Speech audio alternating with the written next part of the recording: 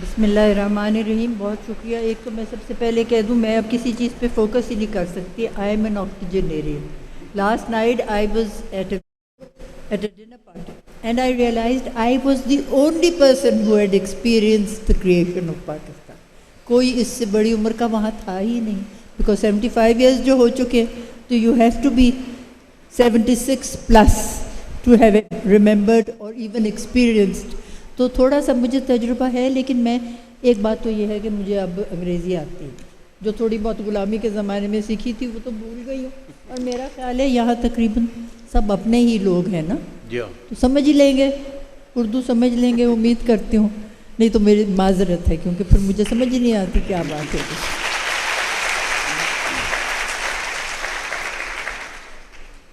دوسری بات یہ کتاب ہارورڈ سے مٹل انسٹیٹیوٹ نے شائع کی ہے, اور کل اس کی لانچ تھی بلکہ جہاں پہ میں گئی ہوئی تھی, اور انہوں نے بتایا تھا کہ 8.5 کروڑ لوگوں کی فورسڈ مائیگریشن ہوئی تھی وہاں سے یہاں, اور کن حالات میں وہ آئے وہ بھی ڈسکرائب کیا ہوا ہے, اور پھر عورتوں کیا کردار تھا لوگوں کو ری سیٹل کرنے میں, اور یہ کہ کتنے لوگ مر گئے, اور بہت سارے لوگ, مجھے نہیں تھا اتنا اندازہ کہ اتنے زیادہ لوگ مرے ہیں.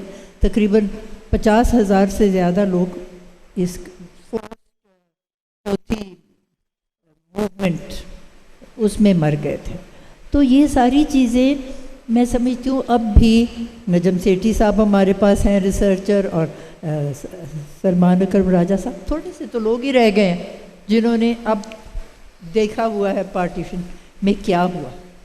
تو اس کا تھوڑا سا اور ریسرچ کر کے نا لوگوں سے منگوائیں کہ ان کے کیا ہے. لوگ اپنی مائنڈ کو کر دیا ہے شٹ, بتاتے بھی نہیں, بولتے بھی نہیں, لیکن اب کیا ہے ایسی بات کہ 75 سالوں کے بعد نہ بتایا جا سکے, اور پھر یہ دوبارہ تو باتیں آئیں گی ہی نہیں, کیونکہ لوگ ہی نہیں رہیں گے جو بتا سکیں گے. تو میں تو کیونکہ لاہور میں رہتی تھی, میں نے لاہور میں ہی دیکھا کہ کیا ہوا, اور مجھے بڑے افسوس سے کہنا پڑتا ہے کہ ہم سمجھتے ہیں کہ دوسرے مذہب کے جو لوگ تھے انہوں نے ہمارے ساتھ زیادتی کی. یہاں تو اکثریت مسلمانوں کی تھی, اور ہم نے وہ کیا ہے یہاں غیر مسلموں سے کہ نا گفتہ بہ. اور میں تو کیونکہ چھوٹی سی تھی, اگر سڑک پہ نکلتی تھی گاڑی پہ بھی, تو جب میں دیکھتی تھی کوئی واقعہ, میں گاڑی کی سیٹ سے نیچے اتر کے زمین پہ چھپ جاتی تھی تاکہ مجھے دیکھنا نہ پڑے کہ وہاں کیا واقعات ہو رہے ہیں. لیکن کوئی حالات 75 سال میں تبدیل اس طریقے سے نہیں ہوئے جیسے ہونے چاہیے. میں سمجھتی ہوں 75 سال کے بعد بھی وہی کچھ ہو رہا ہے. اور یہ فورسڈ مائیگریشن ہی سمجھ لیجئے, جو 3.25 کروڑ ہمارے بہنیں بھائی بیٹھے ہوئے ہیں اس وقت سیلاب زدہ, پانی کے شکار ہوئے ہیں, وہاں اتنی بیماریاں ہیں, اور ڈینگی ہو رہی ہے, جو ہمارے یہاں ایک بھی مسنگ ان ایکشن ہو گئے اسی وجہ سے. کھانا ان کے پاس نہیں ہے, چھت ان کے پاس نہیں ہے, کپڑا ان کے پاس نہیں ہے, کوئی چیز ان کے پاس نہیں ہے.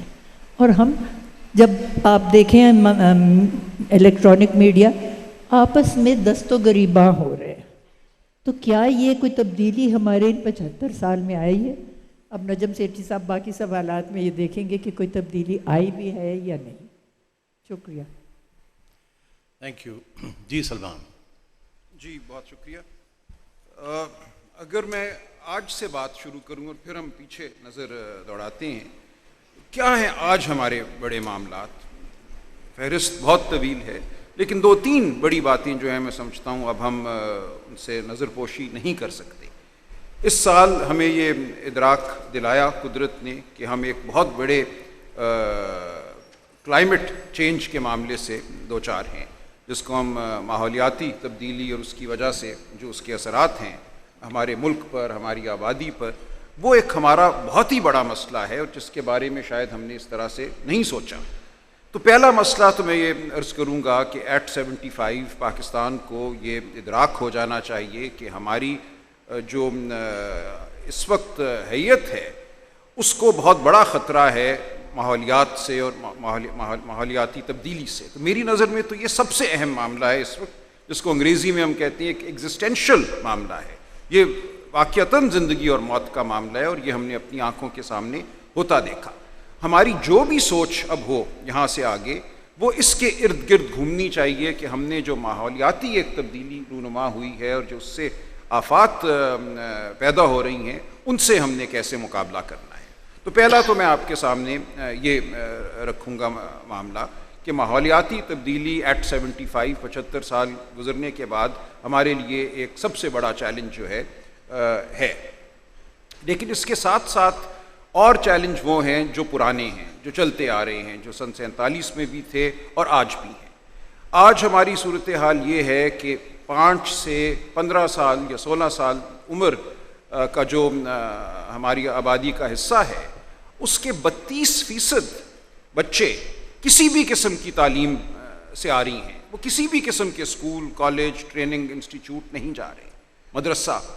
یہ ایک بہت ہی بڑا سانحہ ہے کسی بھی ملک کے لیے، اور یہ ایک ایسا نمبر ہے کہ یہ ایسے اعداد ہیں جو ہماری ہی سطح کی آمدن والے ممالک سے بھی کہیں بدتر ہیں۔ یہ نہیں کہ ہم اپنے آپ کا مقابلہ کریں یورپ کے ممالک سے یا جن کو ہم ترقی یافتہ ممالک کہتے ہیں ان سے، ہم اگر اپنا مقابلہ کریں بنگلہ دیش سے یا سری لنکا سے یا نیپال سے تو ہماری صورتحال ان سے بھی کہیں بدتر ہے تعلیم کے حوالے سے۔ اور یہ تو 32% وہ ہیں جو کسی بھی قسم کی درس کا سے محروم ہیں، لیکن جو جا بھی رہے ہیں کسی نہ قسم کے اسکولوں میں ان کا بھی حال کوئی بہت اچھا نہیں ہے۔ بے شمار اب اسٹڈیز ہیں، ریسرچ ہو رہی ہے کہ 15-16 سال کی عمر میں جو اسکولوں سے بچے نکلتے ہیں ان کی استعداد کیا ہے، لکھنے کے حوالے سے، بولنے کے حوالے سے، نیومریسی جسے کہتے ہیں، اعداد جب ایک بیسک سطح کی میتھمیٹکس کے حوالے سے، تو حالات بہت خراب ہیں، اور یہ معاملہ 75 سال میں ہم ٹھیک نہیں کر سکے۔ تو یہ دوسرا معاملہ ہے جو میں رکھنا چاہوں گا آپ کے سامنے۔ اور تیسرا اسی سے منسلک ہے، یہ تمام معاملات ایک اسی میں سمجھتا ہوں بے توجہی کہہ لیں یا ہماری ناکامی کہہ لیں اس کے مظہر ہیں، اور وہ معاملہ صحت کا ہے۔ اب صحت کے حوالے سے بھی اعداد موجود ہیں کہ 30 سے 40% ہماری آبادی جو ہے، بچے جو ہیں وہ اپنی جو ان کی افزائش کے سال ہیں جب وہ بڑے ہو رہے ہوتے ہیں وہ سٹنٹڈ ایک حوالے سے بڑے ہوتے ہیں، یعنی کہ ان کی جو جسمانی نشو و نما ہے وہ اس طرح نہیں ہوتی جیسے اس عمر کے بچوں کی ہونی چاہیے، اور اس کا اثر تمام عمر رہتا ہے ان کی ذہنی استعداد کے حوالے سے بھی اور جسمانی استعداد کے حوالے سے بھی۔ تو اگر ہم ان 3 چیزوں کو ہی لے لیں اور سوال کریں کہ کیوں ہم ان 3 مسائل کا حل حاصل نہیں کر سکے ایٹ 75 سال ہو گئے، اور یہ 2 معاملے تو کم از کم جہاں تک صحت اور تعلیم کا تعلق ہے ہم شروع سے اس کی بات کر رہے ہیں۔ ماحولیات شاید ایک نیا معاملہ ہے جو ہمارے سامنے آیا ہے، جس سے ہم نے اس طرح کا میں سمجھتا ہوں پہلے معاملہ نہیں کیا، مکالمہ نہیں کیا جو اب ہمیں کرنا ہوگا۔ لیکن یہ دوسرے جو 2 معاملات ہیں تعلیم اور صحت والے، وہاں کیوں ہمیں ایسی ناکامی ہوئی؟ اور یہ ایسی ناکامی ہے جیسا میں نے عرض کیا جو ہماری سطح کے ممالک سے کہیں بدتر ہے۔ اب اس سوال کا جب ہم جواب ڈھونڈنے نکلتے ہیں تو ہم پھر داخل ہو جاتے ہیں اس میدان میں جس کو ہم پولیٹیکل اکانومی کہتے ہیں۔ یہ صرف اکنامکس بھی نہیں ہے، یہ صرف پالیٹکس بھی نہیں ہے، یہ پولیٹیکل اکانومی ہے کہ کون فیصلے کرتا ہے اس ملک کے حوالے سے کہ اس ملک کے جو وسائل ہیں جو بھی ہیں ان کا کیا استعمال ہونا ہے، اس ملک میں فوقیت کس کی ضرورت کو حاصل ہے۔ یہ وہ بنیادی سوالات ہیں جو ہمیں لے جاتے ہیں سیاسیات کی طرف، کیونکہ سیاست اور معیشت کا بہت قریبی تعلق ہے۔ صرف یہی نہیں کہ اگر الیکشن نہیں ہوں گے تو وہ یقینی ہے، الیکشن ہو بھی جائیں گے تو میں آپ کو یقین دلاتا ہوں جو نئی حکومت بھی آئے گی اس کی بھی ترجیحات وہی ہوں گی جو پچھلی 75 سال کی حکومتوں کی رہی ہیں۔ اس کا تعلق اس سے گہرا ہے، ہماری جو ساخت ہے ہماری مملکت کی، ہمیں اس حوالے سے اب غور کرنا ہوگا کہ کیا وجہ ہے کہ ہماری اس مملکت خداداد جس کو ہم کہتے ہیں، اس میں فوقیت کچھ لوگوں کی ضروریات کو اوروں کی ضروریات سے زیادہ دی جاتی ہے فوقیت۔ تو یہ ایک بہت بنیادی سوال ہے جس کے حوالے سے میں سمجھتا ہوں ہمیں گفتگو بھی کرنی ہے اور بہادرانہ گفتگو کرنی ہے۔ اس کے کچھ جواب تو موجود ہیں ہمارے ارد گرد، لیکن ہم ان جوابات کو دیتے ہوئے گھبراتے ہیں۔ ہم اشرافیہ کا حصہ بننا چاہتے ہیں، ہم سب کی یہ خواہش ہوتی ہے کہ ہم بالادست طبقے کا حصہ بن جائیں، اور جب ایک دفعہ ہم اس کا حصہ بن جاتے ہیں اس بالادست طبقے کا، تو پھر ہماری ترجیحات بھی وہی ہو جاتی ہیں جو اس طبقے کے دیگر ممبران کی ہوتی ہیں، اور پھر یہ تمام باتیں بس باتیں رہ جاتی ہیں، اس طرح کے فورم پہ بیٹھ کے کرنے والی گفتگو رہ جاتی ہے جس پہ تالیاں بج جاتی ہیں، لیکن تبدیلی نہیں آتی۔ سن 47 میں آزادی سے ایک دن بعد فیض احمد فیض نے کہا تھا، یہ داغ داغ اجالا، یہ شب گزیدہ سحر، یہ وہ سحر تو نہیں جس کا انتظار تھا۔ کیا وجہ تھی کہ انہوں نے ایک ایسا شعر کہا، ایک ایسی نظم کہی جو بظاہر مایوسی میں ڈوبی ہوئی تھی، لیکن ہم نے دیکھا کہ وہ نظم سچ ثابت ہوئی۔ وہ صرف اس دن کے حالات کا اظہار نہیں تھا، وہ ایک طرح سے آنے والے وقت کی بھی پیش گوئی تھی کہ حالات نے یوں ہی چلنا ہے، یہ وہ منزل تو نہیں جس کی آرزو میں چلے تھے یار کہ مل جائے گی یہیں کہیں نہ کہیں فلک کے دشت میں ستاروں کی آخری منزل، لیکن وہ منزل ابھی تک نہیں آئی۔ کیا وجہ ہے کہ وہ منزل ابھی تک نہیں آئی؟ تو ہمیں اس بارے میں سمجھتا ہوں گفتگو کرنا ہوگی۔ یہ اوپننگ سٹیٹمنٹ کے لیے شاید کافی ہے، آگے مزید بات کرتے ہیں۔ شکریہ۔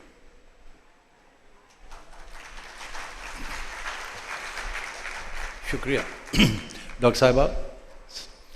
سلمان نے تو بات کھول دی۔ آپ کے خاندان کا تعلق قائد اعظم محمد علی جناح اس وقت کی لیڈرشپ کے ساتھ تھا اور ہے۔ علامہ اقبال، سوری علامہ اقبال، وہی نا۔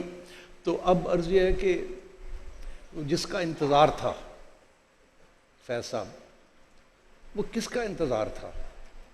آپ کی پود میں اس وقت آپ لوگ کیا سوچ کے نکلے تھے کہ کہاں ہم نے پاکستان کو لے کے جانا ہے؟ تو وہ کیا تھا اور پھر راستے میں کیا ہوا؟ مختصراً ہمیں کچھ اس نوجوان طبقے کو بتائے تو صحیح کہ وہ خواب کیا تھی اور کہاں جا کے وہ روہیداد خان صاحب لکھتے ہیں ڈریمز گون ساور، تو وہ جو خواب تھی وہ کیسے بٹر ہو گئی؟ بہت شکریہ۔ اکثر لوگ یہ بھی کہتے ہیں کہ اگر علامہ اقبال کو پتہ ہونا تھا کہ یہی نتیجہ نکلنا ہے تو جس روز انہوں نے یہ خواب دیکھی تھی ساری رات جاگتے رہتے تاکہ خواب ہی نہ دیکھتے تو یہ نوبت نہ آتی۔ لیکن میں سمجھتی ہوں ایسی بات نہیں۔ 75 سال ایک قوم کی زندگی میں بہت طویل عرصہ نہیں ہوتا۔ بڑے بڑے میرا خیال ہے دہائیاں اور صدیاں قوموں نے اپنے آپ کو استوار کرنے میں لگائی ہیں۔ تو میں ان 75 سالوں کو اگر دیکھوں تو میں سمجھتی ہوں کہ یہ ہم نہیں کہہ سکتے کہ تبدیلی نہیں آئی۔ جیسے کہ مسلمان جو تھے ان کے معاشی حالات بہت بڑی وجہ تھے علیحدہ مملکت بنانے کا، جہاں اکثریت مسلمانوں کی تھی، کیونکہ وہ اس طریقے سے نہیں کر سکتے تھے ان کے ساتھ اپنا گٹھ جوڑ جو اس وقت کے حکمران تھے فرنگی، اور اس لیے ان کو نقصان زیادہ تھا معاشی طور پہ بھی، اور جیسے ابھی سلمان نے کہا تعلیم نہیں تھی اور صحت نہیں تھی۔ تو ان سارے مسائل کو دیکھتے ہوئے پاکستان کا جو تصور اقبال کے اور قائد اعظم کے ذہن میں تھا وہ یہ نہیں تھا کہ پاکستان کا مطلب کیا، لا الہ الا اللہ، میں معذرت سے کہوں گی احترام انسانیت، کہ جتنے پاکستان میں شہری ہوں گے ان کے ساتھ یکساں رویہ ہوگا ریاست کا بھی اور ایک دوسرے کا بھی، اور کاش کہ اگر ہم وہ کر سکیں تو پھر تو ہم کافی منازل جو ہیں وہ طے کر چکے۔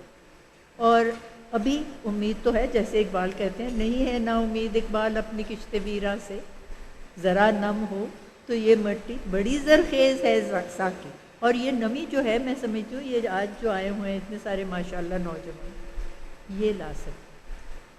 آپ کی جو ہے جنریشن اس کے بارے میں نہیں کہوں گی، اور جو سلمان ہے ہی از آن دا کسپ، وہ میری جنریشن سے بھی نہیں تعلق اور نوجوانوں سے بھی تھوڑا سا آگے ہے۔ لیکن جو آج کے نوجوان ہیں، میں تو آج کل آپ نے مجھے ڈاکٹر صاحبہ کہہ کے مخاطب کیا، میں پہلے تو معذرت کروں، میں نے ابھی اپنی ڈاکٹریٹ کی ابتدا کی ہے گورنمنٹ کالج یونیورسٹی سے۔ تو ایک بات تو میں سب کو یہ بتانا چاہوں گی کہ عمر کی کوئی قید نہیں ہوتی تعلیم حاصل کرنے، کسی عمر پہ بھی کر لیں۔ اور اب میں اپنے ملازموں کے لیے تعلیم بالغاں کے لیے جو جیسے کہہ رہے ہیں سلمان کوشش کرتی ہوں، کہنا جی ہونا سی کتنے پڑھنا، میں کیا کیوں نہیں پڑھنا، تسی بیٹھو تو تسی پڑھو۔ ایک جو ذہنی ہوتا ہے نا نظریہ، وہ بدلنے کی ہمیں ضرورت ہے کہ ہر شخص کو اس بات کا احساس ہو کہ اگر ہم تعلیم یافتہ تربیت یافتہ ہو جائیں گے تو ہمارا جو نظریہ ہے اور قوم کے جو مقاصد ہیں ہمارے سامنے وہ عیاں ہو جائیں گے۔ لیکن ان میں یہ تبدیلی لانی جو میں سمجھتی ہوں، دیکھنا مقننہ ہے اور انتظامیہ ہے اور عدلیہ ہے، آج کل سب ایک دوسرے کے ساتھ دست گریباں ہیں، لیکن جو چوتھا پلر ہے اب وہ تو ہے میڈیا، اخبارات اور ریڈیو اور ٹی وی۔ یہ ان کے بہت بڑا کردار ہے کہ یہ لوگوں کو شعور کیسے دلائیں، اور یہ شعور دلانے کے لیے یہ جو پروگرام ہم یہاں کر رہے ہیں، اگر ٹی وی پہ بھی ہو یا کچھ ڈرامے اس انداز میں دکھائیں کہ لوگوں کو وہ بات بھی سمجھ آ جائے اور ان کے ذہن پہ زیادہ اس کا بوجھ بھی نہ پڑے، تو حالات یقیناً بہتر ہو سکتے ہیں۔ لیکن یہاں میڈیا جو ہے نا وہ اپنی ریٹنگز کی طرف ہی جاتے ہیں، ریٹنگز بھی بن سکتی ہے۔ اب مولا جٹ بن رہا ہے اور پچھلے دنوں کوئی لال کبوتر بنا تھا، تو ان میں بھی وہ سارا جو بات ہے جو نظریات کی وہ کی جا سکتی ہے۔ مولا جٹ کو صرف ایک ولن کے طور پہ تو نہیں نا دکھانا مقصد، اس کا مطلب ہے کہ ساری قوم ولن بن جائے، تو ایسا اس کا ہونا چاہیے سارا پرسنالٹی کہ اس کے لوگوں کے اوپر مثبت اثرات ہوں، اور انشاءاللہ میں سمجھتی ہوں کہ وہ دن دور نہیں کہ تبدیلی آئے گی۔ اور جہاں تک کہ خواتین کا تعلق ہے، جو ہم یہاں پنجاب میں مسلمان ہوئے، ہم تو ہوئے زیادہ تر تبلیغ سے، یا سید علی حجویری آئے یہاں، کوئی تلوار سے تو نہیں ہم بنے، تو انہوں نے کہا جی آپ اپنے پرانے روایات بے شک قائم رکھنا چاہتے ہیں رکھ لیں، مسلمان ہو جائیں اور اسلام کے جو ہے ارکان ان کو آپ قبول کر لیں۔ تو لوگوں نے وہی کیا۔ تو عورتوں کا یہ تھا کہ ان کو ہمیشہ ایک اجناس کی طرح سے شمار کرتے تھے، جیسے گائے، بھینس، بکری ہے، اور اب بھی تقریباً کچھ علاقوں میں وہی صورت ہے۔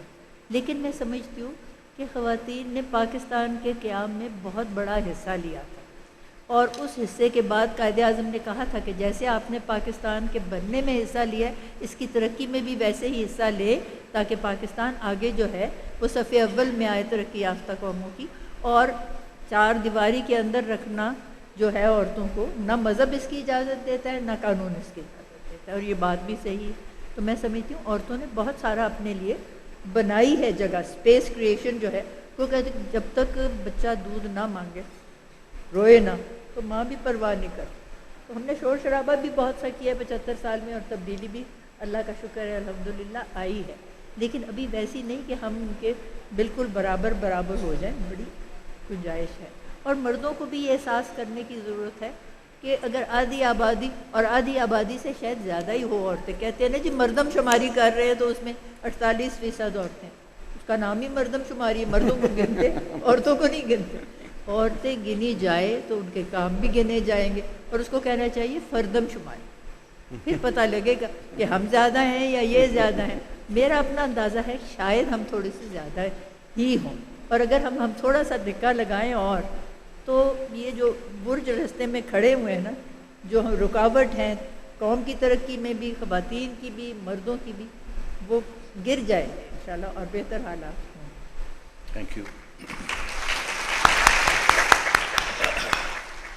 سلمان، ہم 2-3 نئے ایشوز کھڑے ہو گئے ہیں۔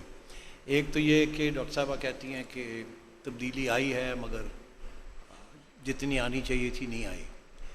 دوسرا یہ کہ جو اس وقت وعدہ کیا تھا کیا وہ وعدہ کس حد تک پورا ہوا؟ تو I will come back to you because you raise this question of کہ وہ جس منزل پہ جانا تھا وہاں نہیں پہنچ سکے۔ تو کیا وعدہ کیا تھا اس وقت آپ کی لیڈرشپ نے، قائد اعظم محمد علی جناح نے، کہ کس قسم کا پاکستان بنانا چاہیں گے؟ کیا وہ بن سکا؟ اور جو تبدیلی آئی ہے وہ تبدیلی ترقی یافتہ ہے یا actually it's the opposite of that? یہ دیکھیں، تبدیلی تو ظاہر ہے وقت کے ساتھ کچھ نہ کچھ آتی ہے، سڑکیں زیادہ بن گئیں، کچھ ڈیم بھی بن گئے، کچھ اسپتال بھی بن گئے، وہ تو ہوتا ہے۔ لیکن ہم نے دیکھنا یہ ہے کہ ان 75 سالوں میں دوسرے ممالک کہاں سے کہاں آئے، اور ہمارے اپنے ملک میں کیا ہمیں قابل قبول ہے جو اس وقت محرومی کا عالم ہے، وہ بھوک کا افلاس ہو، وہ تعلیم کی کمی ہو۔ میری نظر میں تو نہیں یہ ٹھیک ہم سنگاپور سے موازنہ کریں، ساؤتھ کوریا سے موازنہ کریں، ویتنام سے کریں۔ سن 74-75 تک ویتنام ایک تباہ حال میدان جنگ تھا، اور آج وہ کہاں کھڑا ہے؟ اس کی اس سال کی ایکسپورٹ جو ہے $400 بلین ہے، ہماری ایکسپورٹ جو ہے وہ شاید $22 بلین ہے۔ تو یہ آپ موازنہ کسی بھی حوالے سے اگر پچھلے 35, 40, 50 سال میں ہماری کسی بھی جہت کا اس سے ہم سے جو ایک طرح سے میلان کھانے والے ملک ہیں یا خطے کے وہ مالک ہیں، ان سے کریں تو ہم پیچھے ضرور رہ گئے ہیں، اس میں کوئی شک نہیں، اور ہمیں اس بات کو ماننا ہوگا۔ بنگلہ دیش کو آپ دیکھیں، سن 71 میں بنگلہ دیش وجود میں آتا ہے، آج اگر آپ ان کی خواتین میں شرح خواندگی دیکھیں تو وہ ہم سے بہت آگے ہیں۔ آپ ان میں اگر دیکھیں کہ ان کی جو ایک پیدائش کے وقت عمر ہے، اس کا کیا ایک ایکسپیکٹنسی جسے کہتے ہیں وہ کیا ہے، وہ ہم سے آگے ہے۔ تمام ہیومن ڈیولپمنٹ انڈیکس اگر آپ دیکھیں تو بنگلہ دیش کے ہم سے آگے ہیں، ان کی ایکسپورٹ ہم سے دگنی ہے۔ ایک وہ کاٹن کی ایک وہ بیل پیدا نہیں کرتے، لیکن ان کی ٹیکسٹائل ایکسپورٹ ہم سے دگنی ہے۔ تو کچھ تو ہوا ہے، جہاں ہم نے کوتاہی کی ہے، ہم نے مار کھائی ہے، وہ کیا ہوا؟ تو اس لیے یہ کہنا کہ ترقی ہو گئی، ہم نے کیا، بالکل درست ہے، لیکن میری نظر میں یہ کافی نہیں ہے۔ اور جتنے لوگ آج در بدر ہیں سیلاب کی وجہ سے، اس میں ظاہر ہے ماحول کا ایک بہت بڑا عنصر ہے، گلیشیئر پگھلے ہیں، بارش بہت زیادہ ہوئی ہے، وہ سب ہے، لیکن اس کے ساتھ ساتھ یہ بھی ہے کہ یہ آبادیاں کہاں قائم تھیں، ان آبادیوں کو بچانے کے لیے ہم نے کیا اقدامات کیے تھے۔ سالوں سے ہمارے سامنے سٹڈیز موجود ہیں کہ ہمیں چھوٹے ریزروائر چاہیے اپنے دریاؤں کے آس پاس، ہمیں جو بارش کا پانی ہے اس کو اکٹھا کرنے کے لیے ریزروائر چاہیے۔ ہم نے نہیں بنائی یہ چیزیں ہماری ترجیحات میں نہیں تھیں شامل۔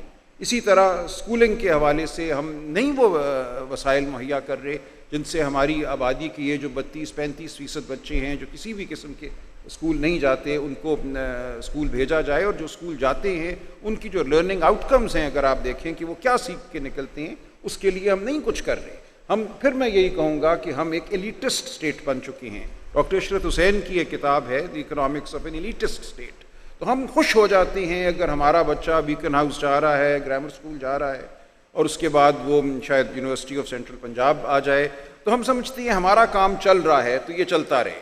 لیکن وہ جو لوگ باہر کہیں ہیں جن کا کام نہیں چل رہا، میں پوچھتا ہوں آج ایک 11-12 سال کا بچہ یا بچی بھکر میں یا دیپال پور میں، اس کو کیا مواقع حاصل ہیں؟ اگر اس نے 4-5 جماعتیں پڑھ لی ہیں اور آگے وہ پڑھنا چاہتا یا چاہتی ہے، تو وہ کہاں جائیں؟ وہ دنیا کے جو علوم ہیں، وہ فزکس ہو، وہ نیورو سائنس ہو، وہ معاشیات ہو، ان میں کوئی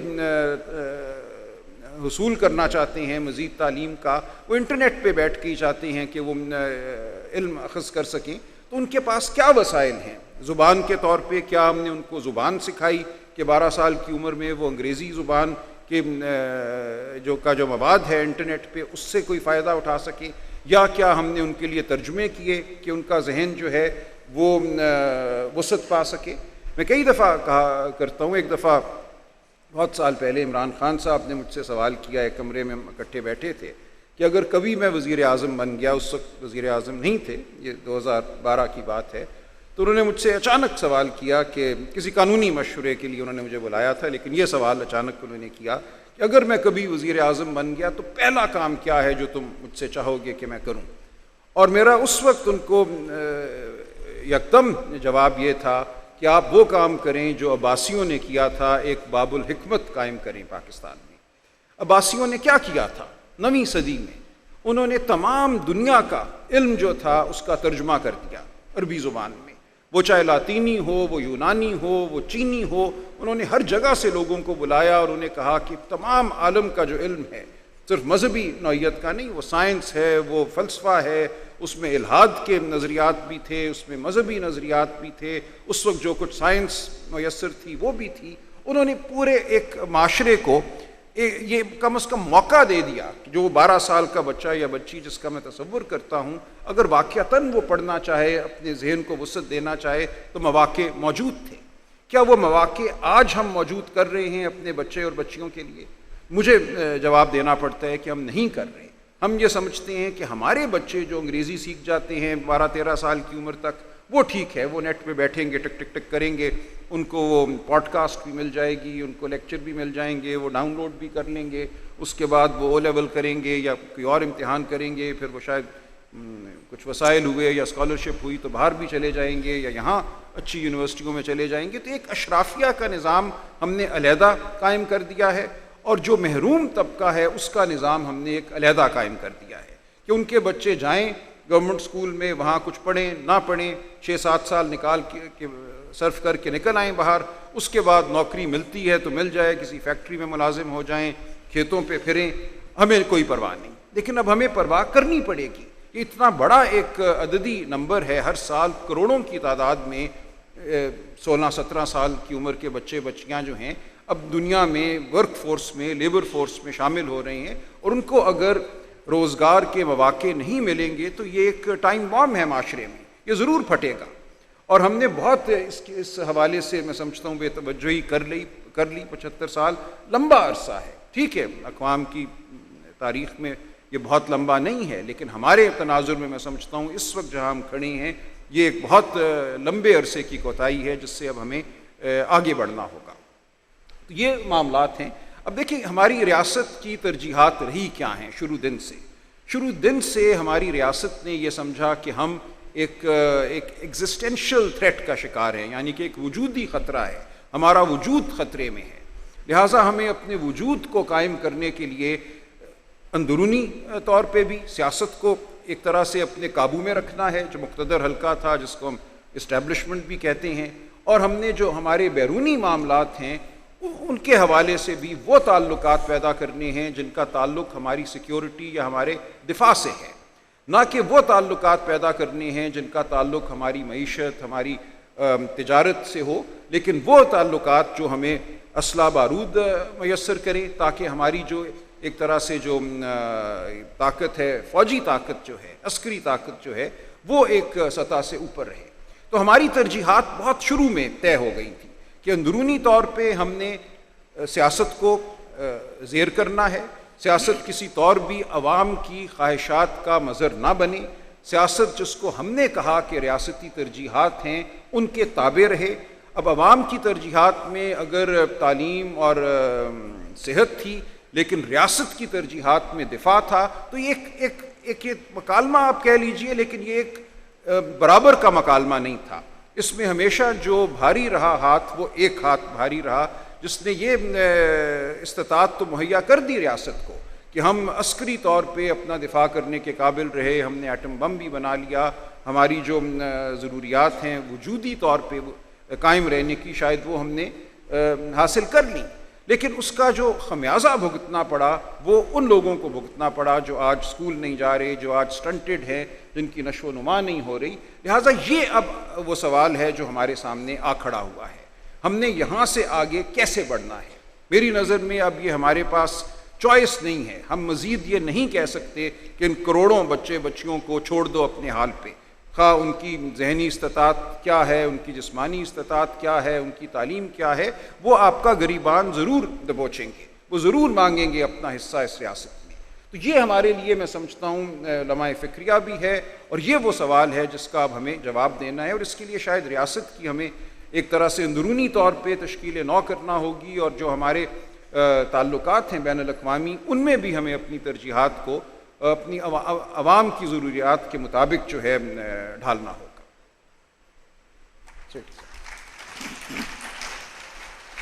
شکریہ۔ میرے سوال کا ابھی تک پورا جواب نہیں مجھے ملا، میں پھر سے دہراتا ہوں کہ وہ وعدہ کیا تھا 1947 میں، جب جیسے ڈاکٹر صاحبہ نے کہا کروڑوں لوگ ادھر سے ادھر، ادھر سے ادھر آئے، کیا ہم چھوڑ کے آئے تھے اور کیا یہاں پانے آئے تھے پاکستان میں؟ کس حد تک وہ وعدہ پورا ہوا یا نہیں ہوا؟ مجھے یاد ہے کہ ایک وعدہ تو یہ تھا کہ یہ ایک جمہوری ریاست بنے گی۔ آپ کو اب اس کے اوپر تبصرہ کرنے کی ضرورت نہیں ہے کہ ہم جمہوری ریاست بنے ہیں کہ نہیں بنے۔ 40 سال تو افواج پاکستان نے ڈائریکٹ حکمرانی کی ہے، پہلے 10 سال میں سول بیوروکریسی اور ملٹری بیوروکریسی نے حکمرانی کی ہے، اور اب ہم سن رہے ہیں کہ ہائیبرڈ سسٹمز آ رہے ہیں۔ کوئی صاحب کہتے ہیں کہ میں پرائم منسٹر تھا مگر میرے پاس تو اقتدار ہی نہیں تھا۔ تو ایک تو یہ سوال ہے میرے لیے کہ کیا وہ وعدہ جمہوریت کا پورا ہوا یا نہیں ہوا۔